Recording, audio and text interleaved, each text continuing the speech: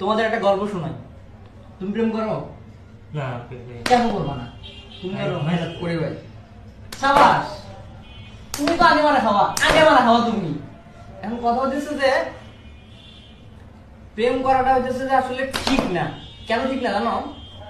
সে হচ্ছে একটা গল্প শোনাই তোমাদের।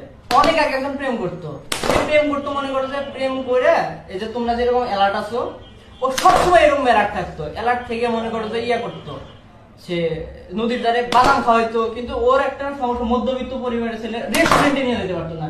রেস্টুরেন্টে না নিয়ে গেলে কি গার্লফ্রেন্ড থেকে না। এখন ও তো পড়ে গেছে বিপদে। এখন বাপের থেকে আর কতদিন চায় টাকা নেওয়া যায় বলো? কতদিন চায় নিতে পারবে? এখন তুমি তো প্রেমই করো না, তুমি আর কি চাবা তুমি? এখন তুমি যেহেতু প্রেম করো, হ্যাঁ, তো যে ইনকাম তো আর করো না, তাই না?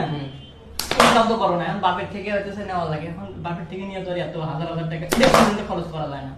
তো এই যে অ্যালার্ট থাকতেছো, এখন কাহিনী হইতেছে যদি তুমি মানে গার্লফ্রেন্ড ছাড়া যদি তুমি চাকরি করবে যাও, তাহলে গার্লফ্রেন্ড একা একা থাকবো, কার সাথে না কার সাথে টেম্পো চালাবে তুমি জানবা না? জানবো না, লড়াই যাবে না। কাছে থাকলে তাও দেখা যায়, ও তো কাছে নাই, এখন দেখতে তো পারবে না।